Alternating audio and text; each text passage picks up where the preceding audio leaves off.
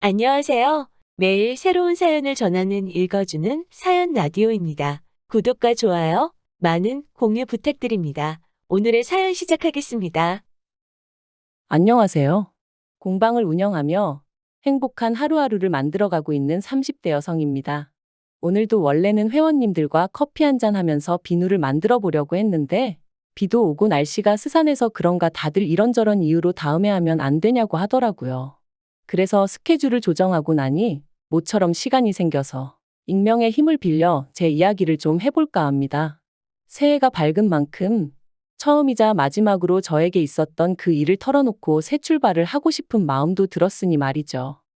이제는 남편이라고 부르기엔 너무나 먼 사이가 되어버렸지만 편의상 남편이라 칭하겠습니다. 남편하고는 6년 전, 그러니까 제 나이 27의 친한 친구의 소개로 만났어요. 당시 저는 사귀던 남자친구와 헤어지고 무척이나 힘든 시간을 보내고 있었거든요. 그리고 그런 저를 보다 못한 친구가 주변에 물어물어 몇몇 소개팅 자리를 만들었고 남편도 그들 중 하나였지요.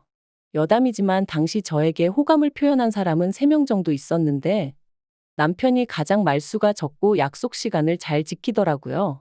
그리고 저를 힘들게 했던 전 남자친구라는 작자는 말이 많고 거짓말에 아주 능수능란했기에 그와 정반대였던 남편에게 제 마음이 끌렸던 것 같네요. 적어도 시덥잖은 소리 안 하고 저를 속이지는 않을 것 같았으니까요. 아무튼 그렇게 어떻게 보면 별 시덥지 않은 이유로 남편을 선택했고 연애를 시작했습니다.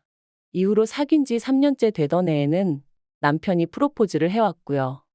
그런데 남편이 프로포즈를 하면서 하는 말이 양가의 도움 없이 두 사람의 힘으로만 시작하고 싶다대요.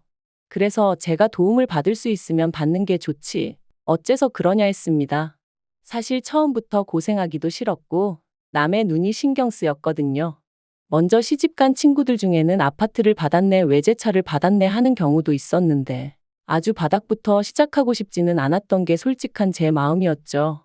하지만 남편이 말하길 자기가 장남이기도 하고 그러니 부모님에게 부담을 드리고 싶지는 않다는 거예요. 그래서 제가 이 이야기를 친정에 전하니 친정아버지는 그게 무슨 똥자존심이냐며 화를 내셨습니다. 그리고는 자식이 안 받는다고 해도 부모 마음이란 게 그런 게 아니라면서 아마 결혼 이야기 나오면 그쪽에서 먼저 얼마라도 해줄 거라 들 테니 저더러 걱정 말라 하시더라고요. 그런데 이게 웬걸. 상견례 자리에서도 시부모님은 돈에 관련돼서는 한마디도 없으시대요. 그저 고장난 로보트처럼 다 큰 애들이 좋아서 한다는데 알아서 할 거란 소리만 하셨으니까요. 그리고 이 일로 저희 친정아버지께선 남편 집안이 아무래도 이상하다 하시며 결혼은 없던 걸로 하라셨습니다. 참고로 저희 친정어머니는 제가 중학생 때 돌아가셨고 그래서 이후로는 친정아버지가 저랑 오빠를 키워주셨어요. 특히나 저는 둘째고 딸이다 보니 불면 날아갈 듯 아주 애지중지 키워주셨죠. 그러니 제가 제대로 된 대접도 못 받고 시집을 가는 것 같아 무척 속상해 하셨던 거예요. 하지만 당시에 저는 그런 친정아버지의 속내는 이해하지 못하고 그저 결혼을 반대하신다는 사실이 야속하게만 느껴졌습니다. 한편으론 그런 시부모님에게 꼼짝도 못하고 눈치만 보는 남편이 너무나 신경 쓰였고요. 어째서인지 남편은 어떻게든 내가 챙겨야겠다는 그런 생각까지 하면서 말이죠. 그래서 못 헤어진다고 친정아버지 앞에서 울고 짜고 말 그대로 난리를 쳤어요. 그리고 결국 자식 이기는 부모 없다며 친정아버지께서 그렇게 남편과의 결혼을 허락해 주셨습니다. 신혼살림도 친정아버지의 도움을 받아 아파트에서 시작할 수 있었고요. 그런데 그렇게 결혼식을 올리고 얼마 지나지 않았을 때였어요. 회사 창립 기념일이라 저는 집에 남게 되었고 남편은 평소와 다름없이 출근을 했는데 막상 모처럼 혼자 집에 있으려니까 뭔가 어색한 거예요. 그래서 뭘 할까 고민하다 마침 날씨도 여름에서 가을로 넘어가고 있겠다. 집 청소나 하면 딱이겠다 싶더라고요. 그래서 안방부터 시작해 평소에 손이 잘 닿지 않았던 부분들까지 구석구석 쓸고 닦기 시작했습니다. 그리고 그때 남편의 책장 가장 윗칸에서 오래된 사진 몇 장이 떨어졌는데 사진 속 꼬마가 낯설지 않았죠. 바로 저희 남편이었으니까요. 사실 몇 번이나 예전부터 남편에게 어렸을 때 사진 좀 보여달라고 했었는데 그럴 때마다 이사하면서 다 없어졌다고 했었는데 이렇게 버젓이 몇 장씩이나 가지고 있었다니 반갑기도 하면서 동시에 황당하고 어이없기까지 하더라니까요. 그리고 그때 어린 남편을 애정어린 눈빛으로 바라보고 있는 웬 여자분이 제 눈에 들어왔습니다. 제가 한번 본 사람 얼굴을 쉽게 잊지 않는 편인데 결혼식 때 본 친척분들도 아니었고 정말 처음 보는 분이더라고요. 게다가 어쩐지 남편이랑 닮은 것도 같고 그래서 그때부턴 청소고 뭐고 오로지 남편의 퇴근만을 기다렸습니다. 이게 다 뭐냐고 묻고 따질 생각만 하면서 말이죠. 이윽고 시간이 흘러 7시가 좀 넘어가니 평소와 다름없이 남편이 집에 왔고 저는 그런 남편에게 사진들을 들이밀며 이건 뭐냐고 물었어요. 어렸을 때 사진은 다 없어졌다더니 보란 듯이 당신 방에 있더라고. 서운하고 섭섭하다 뭐 그렇게 이야기를 했던 것 같아요. 그리고는 옆에 이 여자분은 누구냐니까. 남편이 저를 한참 동안 말없이 쳐다보더니 자기가 사실 말하지 않은 게 있다면서 얘기 좀 하자더라고요. 잠깐이었지만 거실에서 식탁으로 자리를 옮기는데 오만 가지 별의별 상상이 다 되었습니다. 드라마를 너무 봤나? 말도 안 되는 생각들이 머릿속을 스치더라니까요. 그리고 그렇게 몇 분간의 시간이 흐르고 남편이 하는 말이 지금의 시어머니는 자기의 계모랍니다. 남편을 낳아주신 친어머니는 오래전 지병으로 돌아가셨고 이후로 아버님이 지금의 어머님과 재혼을 하셨다고요. 그리고 남편의 시동생은 두 분 사이에서 태어난 그러니까 남편에게는 이복동생이었던 거죠. 제가 남편더러 나도 어머니가 안 계시단 걸 알면서 왜 말하지 않았냐 물었어요. 사실 같은 상처를 갖고 있었으니 얼마든지 서로를 위로해 줄 수도 있었을 테니까요. 하지만 남편은 장인어른은 재혼을 안 하셨지만 자기 아버지는 아니지 않냐며 저랑 자기랑 처지가 다르다고 딱 선을 긋는 거예요. 그래서 제가 더는 그 이야기는 하지 않고 아무튼 그동안 마음고생이 심했겠다. 그래서 그렇게 늘 어머님과 있으면 눈치를 보고 그랬던 거냐 물었습니다. 그런데 남편이 보인 반응이 뜻밖이었어요. 자기가 언제 어머님 눈치를 봤냐면서 자기는 그런 적 없다고 아주 펄쩍 뛰었거든요. 제가 직접 보고 느낀 게 있는데 정작 당사자가 그렇게 나오니 좀 황당하대요. 하지만 뭐 본인이 아니라 하니 더 캐묻기도 그렇고. 아무튼 이후로 남편은 자랑할 만한 이야기도 아니고 저희 친정아버지께서 이런 사실까지 아시면 절대로 결혼을 허락해주지 않으실 것 같아서 말을 못했다며 미안하다 했어요. 하지만 이건 이해하고 용서하고를 떠나서 마음이 편치가 않았습니다. 솔직히 제가 남편하고 결혼까지 약속했던 건 남편의 정직함 때문이었거든요. 그런데 남편이 작정하고 저를 속인 건 물론이고 제가 사진을 발견하지 못했다면 끝까지 말하지 않았을 것 같은 게 생각할수록 화도 나고 실망스러웠죠. 하지만 이제 와서 시시비비를 가리자니 그것도 쉽지 않고 그래서 더는 나를 속이지 말라고 그 한마디만 하고 가슴속에 묻고 가기로 했네요. 한편 어쨌든 남편을 낳아주신 친어머니는 아니셨어도 길러주신 어머님이셨으니 이후로도 저는 제 할도리는 하려고 했습니다. 하지만 어머님께서는 하루하루 시간이 지날수록 저희에게 바라시는 게 많아지셨어요. 특히나 금전적인 부분에서 요구하시는 게 늘어만 갔는데 알고 보니 그 이유가 결혼 전에는 어머님이 남편의 월급 통장을 갖고 계신 적도 있었고 어머님이 뭐 필요하다 갖고 싶다 하시면 남편이 대부분 다 해드렸던 모양이더라고요. 그런데 남편이 저와 결혼하면서 경제권을 아예 저에게 넘겨줬다 보니 더는 전처럼 어머님의 요구사항을 들어드리지 못하게 된 거였죠. 참고로 경제권을 제가 가져오게 된 건 결혼 허락받고 전세집을 구하는 과정에서 남편이 모아둔 돈이 형편없이 적다는 사실을 알게 되면서였어요.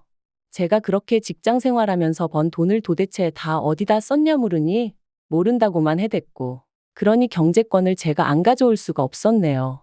아무튼 결국 이 일로 저는 남편과 결혼한 지 1년 만에 어머님과 크게 부딪히게 되었습니다. 어머님께서 남편이 비록 저랑 결혼하긴 했어도 여전히 당신 아들이라 하시며 남편 통장을 내놓으라 하셨거든요. 당신이 월급 관리를 해줄 테니 저더러 생활비를 타서 쓰라면서 말해요. 그리고 저는 그게 말이 되냐? 절대 못 드린다 하고 버텼어요. 그렇게 남편 주머니 사정이 걱정되시는 거면 결혼하기 전에 좀 챙겨주시지 그러셨냐고 지금은 제가 있으니 안 해주셔도 된다, 관심 끄셔도 된다 쏘아붙였죠. 그랬더니 나중엔 아버님까지 나서셔서는 어디 며느리가 시어머니 말에 토를 다냐 하시며 저를 꾸짖으셨는데 솔직히 두 분 다 제 눈에는 그저 추하고 탐욕스러워 보일 뿐이었습니다. 하지만 더욱 저를 힘들게 했던 건 남편이 보인 반응이었어요. 남편이 돈 몇 푼 때문에 부모님 마음을 상하게 해야겠냐면서 일단은 통장 드리고 나중에 부모님 마음이 풀리면 그때 다시 받아오면 되지 않겠냐는 한심한 소리나 해댔으니까요. 그리고 이후로도 제가 남편을 지켜본 결과 남편은 어머님 아버님, 특히나 그 중에서도 어머님에게 어떻게든 인정을 받고 싶은 욕구가 있어 보였습니다. 이렇게 표현하자면 뭐하지만 어떤 의미로는 짝사랑을 하는 남학생 같았다고 해야 할까요? 어떻게 하면 어머님 마음을 상하지 않게 할까? 어떻게 하면 어머님이 더 좋아하실까? 하지만 어머님이 남편을 대하는 태도는 시동생을 대하는 태도와 비교하면 정말 하늘과 땅 차이였거든요. 가령 온 가족이 모여 식사를 할 때도 남편 앞에는 온통 김치에 나물 반찬, 밥도 어떨 땐 누른밥. 하지만 시동생 밥은 늘 윤기가 잘잘 흐르고 그 앞에는 불고기며 뭐며 누가 봐도 메인 메뉴다 싶은 게 놓여 있었죠. 그래서 한 번은 제가 그 불고기 접시를 가져다 저희 남편 앞에 옮겨놨어요. 그랬더니 대번에 어머님이 저더러 뭐하는 짓이냐고 짜증을 내시길래 저희 남편도 불고기 좋아한다고 했죠. 그러자 어머님이 남편더러 너 이거 좋아하냐고 물으셨는데 남편이 대번에 자긴 안 먹어도 된다면서 저더러 괜히 왜 오바하냐 그러더라니까요. 그리고 이후로도 이와 비슷한 일은 몇 번이나 있었고 그럴 때마다 오로지 어머님 기분만을 살피는 남편을 보고 있자니 안쓰럽고 한편으론 섭섭한 생각에 제 속만 까맣게 타들어갔네요. 하지만 그럼에도 불구하고 저는 그런 남편을 어떻게든 지켜주고 싶었어요.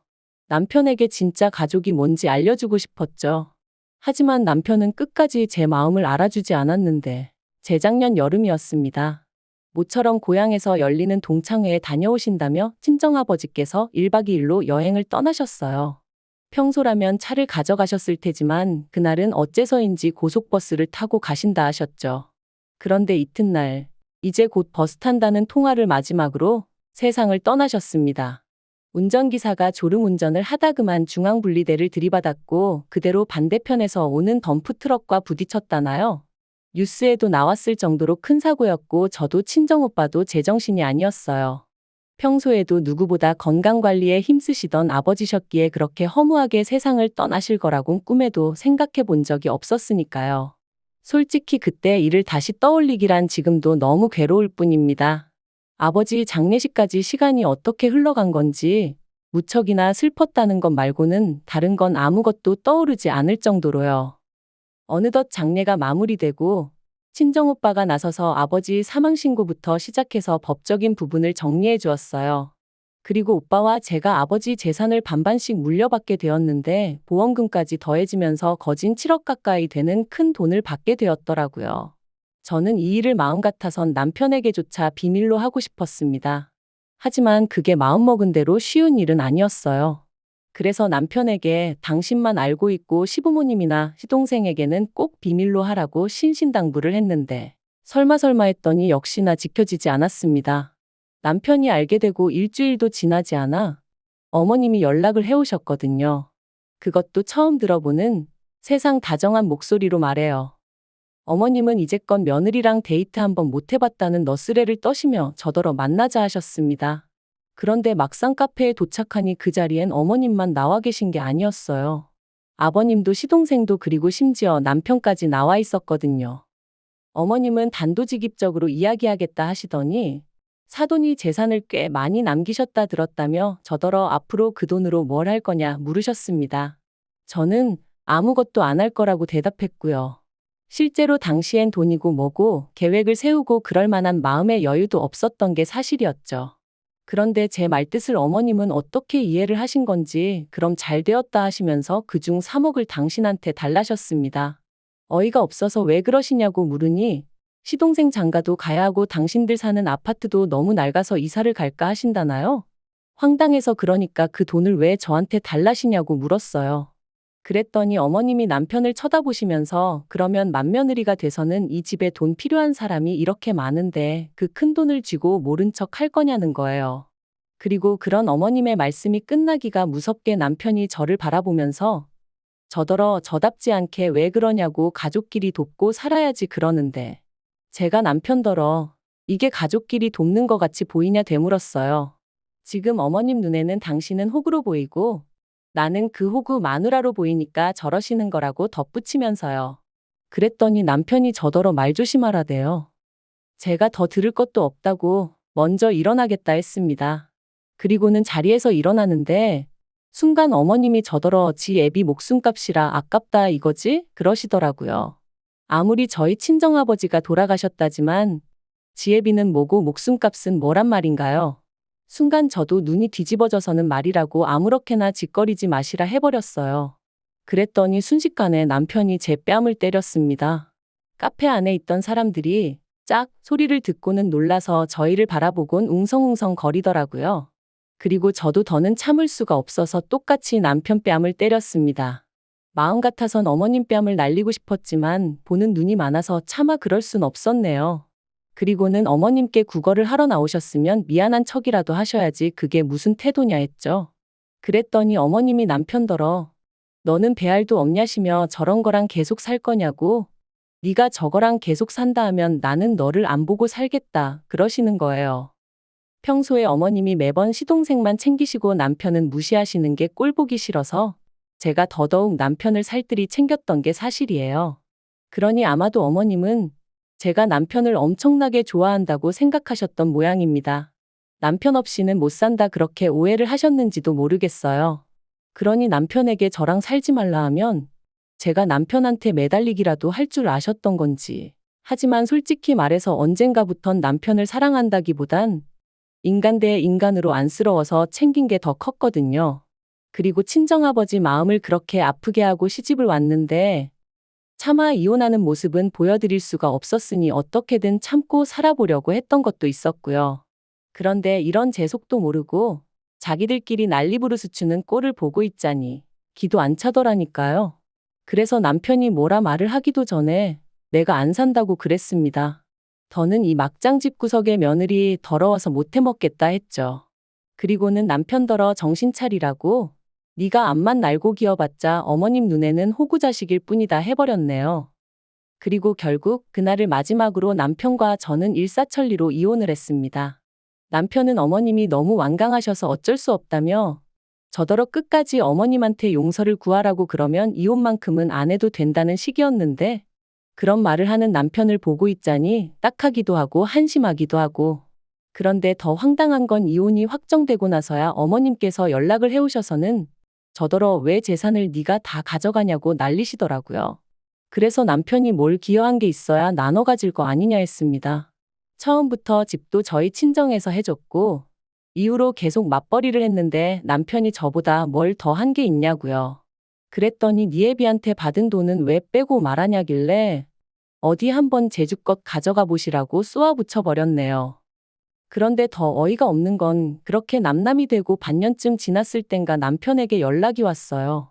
그리고는 하는 말이 자기네 형편이 어려워져서 그런데 예정을 생각해서 1억만 어떻게 좀 빌려줄 수 없겠냐는 거예요.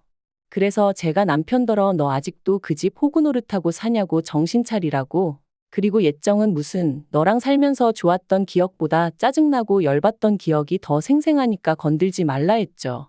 그랬더니 어머님이나 자기야 그렇다 쳐도 아버님은 저한테 나쁘게 한 거 없지 않냐면서 그럼 아버님을 생각해서라도 어떻게 안 되겠냐는데 제가 그렇다고 아버님이랑 뭐 얼마나 가깝게 지낸 것도 아니었고요. 오히려 아버님이야말로 어떻게 보면 그런 어머님을 막을 수 있는 유일한 분이셨는데 중재 비스무리한 것도 한 적이 없으셨어요. 그러니 저는 아버님도 어머님만큼이나 나쁜 분이라고 생각하거든요.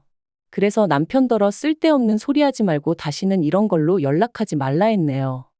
그리고 저는 아버지가 남겨주신 재산을 어떻게 하면 의미 있게 쓸 수 있을까 오랫동안 고민하다가 그간 힘들게 지냈던 게 억울하기도 하고 그래서 제 나름대로 삶의 여유와 행복을 찾고자 공방을 열었습니다. 어려서부터 손으로 조물조물 뭘 만들고 그러는 걸 좋아했는데 아버지 말씀으론 제가 돌아가신 어머니를 닮아서 그런 것 같다고 하셨거든요. 그래서 공방 일을 할 때면 그리운 부모님과 같이 있는 기분이 들기도 해요. 한편 다행히도 오픈 직후부터 지인들의 입소문 덕분에 회원들이 조금씩 늘어서 저 하나 먹고 살 만큼은 벌고 있어요. 이만하면 하늘에 계신 부모님도 저를 보고 크게 걱정은 안 하시겠죠? 이제 지난 과거는 잊고 앞으로 제가 만들어갈 행복만 생각하며 살겠습니다. 긴 이야기 들어주셔서 감사합니다. 오늘의 사연은 여기까지입니다. 구독과 좋아요, 알람 설정해주시면 앞으로 더 좋은 사연으로 찾아오겠습니다. 감사합니다.